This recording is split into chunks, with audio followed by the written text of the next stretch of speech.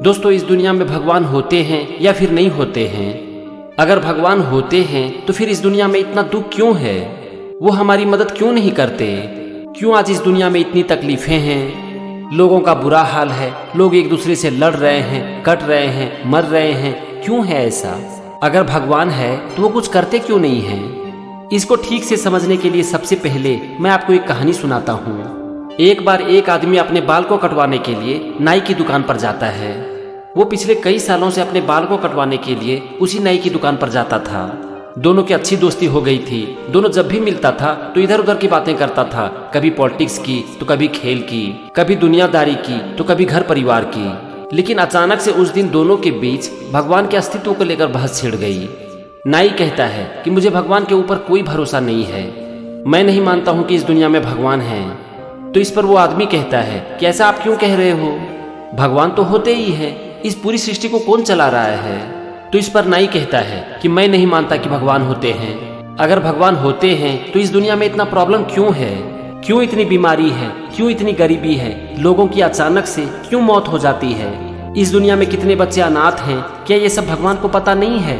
अगर भगवान को ये सब पता है तो वो कुछ करते क्यों नहीं है?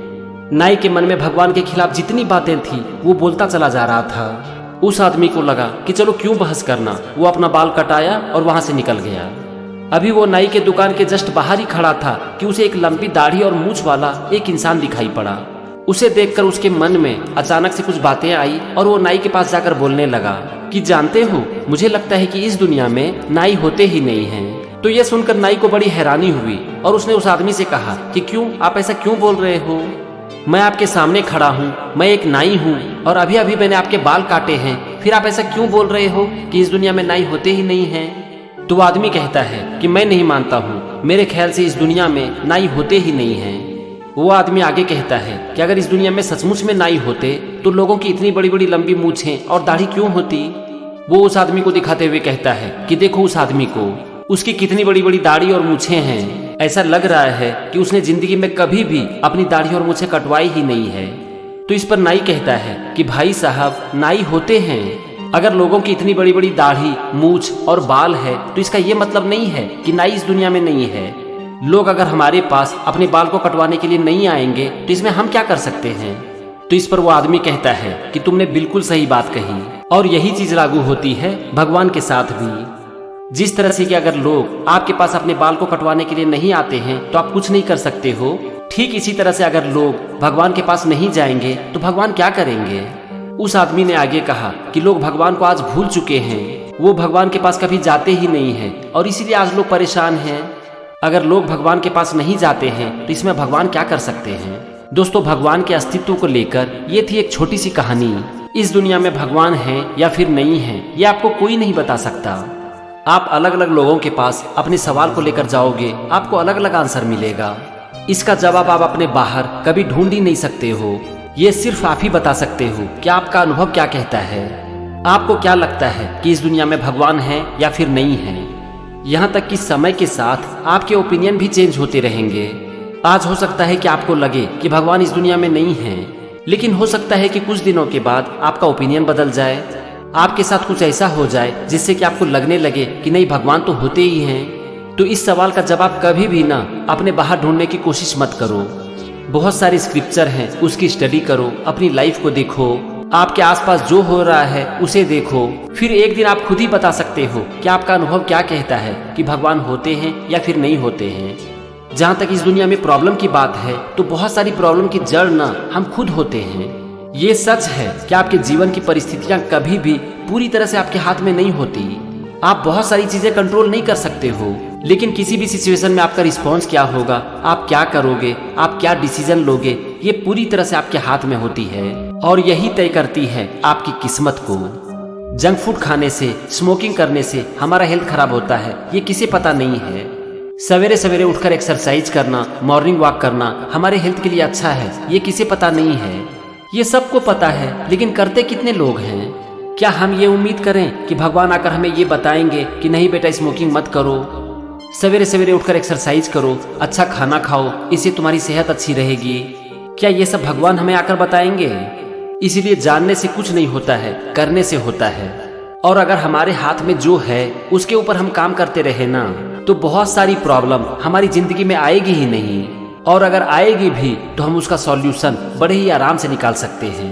बस अगर हम अपने काम को मन से करते रहे ना, अच्छे काम और सही काम को, तो जिंदगी कमाल की हो सकती है। आज ज्यादातर लोग भगवान को उस समय याद करते हैं जब वो मुसीबत में होते हैं, अपने काम को ठीक से करते नहीं हैं, फिर जब प्रॉब्लम में फंस जाते हैं तब भगवान को याद करने लगते हैं। एक गरीब आदमी भी अगर अपने काम को मन से करता है, मेहनत करता है, किसी भी हालत में हार नहीं मानता है, तो एक दिन वो जिंदगी में बहुत आगे निकल जाता है। इतिहास ऐसे उदाहरणों से भरे पड़े हैं। इसीलिए दोस्त, भगवान को ब्लेम करना बंद करो और अपने काम को मन से करो। अगर भगवान को याद करना ही है ना, तो हर समय भगवान को याद करो, चाहे आपका समय अच्छा चल रहा हो या फिर खराब। कबीरदास कहते हैं कि दुख में सुमिरन सब करे, सुख में करे न कोय, जो सुख में सुमिरन करे तो दुख काहे का होए। कबीरदास कहते हैं कि हम सब भगवान को दुख के समय ही याद करते हैं। अगर हम सुख के समय भगवान को याद करें तो फिर हमारी जिंदगी में दुख ही नहीं होगा। गीता का ज्ञान देते समय भगवान श्री कृष्ण अर्जुन से कहते हैं, सुख दुखे समे कृत्वा लाभा लाभो जया जयो ततो युद्धाय युज्यस्वम नैनम पापम वाप्स्यसि।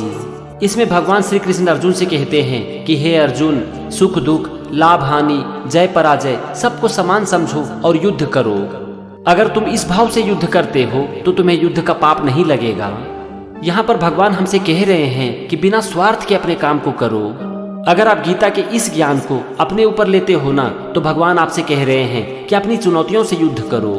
तुम्हारी हार होती है, जीत होती है, तुम्हें सुख मिलता है या फिर दुख मिलता है, इन सारी चीजों को छोड़ो, अपनी चुनौतियों से लड़ो और अपने काम को मन से करो। अगर इस तरह से आप अपने काम को करते हो ना, तो कम से कम अपने प्रॉब्लम के लिए आप कभी भी भगवान को दोषी नहीं ठहराओगे, क्योंकि आपको समझ में आ जाएगा कि जीवन है तो चुनौतियां हैं, और चुनौतियां हमारे पास आती है हमें मजबूत बनाने के लिए, हमें एक अच्छा इंसान बनाने के लिए, ना कि हमें तोड़ने के लिए। तो यहाँ पर आप देखो कि जब भी आपकी लाइफ में चुनौतियां आएगी तो उस समय भी आप खुश रहोगे, क्योंकि जीवन की हर चुनौतियों में आपको अवसर दिखाई पड़ेगा। आपको लगने लगेगा कि चलो चुनौतियां आई है तो कुछ मौका है बड़ा करने के लिए। तो इस तरह से आप अपने जीवन की हर परिस्थितियों में समान रहोगे। और रही इस प्रश्न की बात कि भगवान इस दुनिया में होते हैं या फिर नहीं होते हैं, तो इसका जवाब आप खुद ही दे सकते हो अपने अंदर जाकर। अगर आपको इसका जवाब अभी तक नहीं मिला है तो अपने काम को मन से करते रहो और इसका जवाब भी खोजते रहो। एक दिन आपका अनुभव आपको सब कुछ बता देगा कि भगवान होते हैं या फिर नहीं होते हैं। और यहाँ पर आपका अनुभव भी आपके लिए मायने रखती है। बाकी इस दुनिया में कोई भी इस प्रश्न का जवाब आपको नहीं दे पाएगा।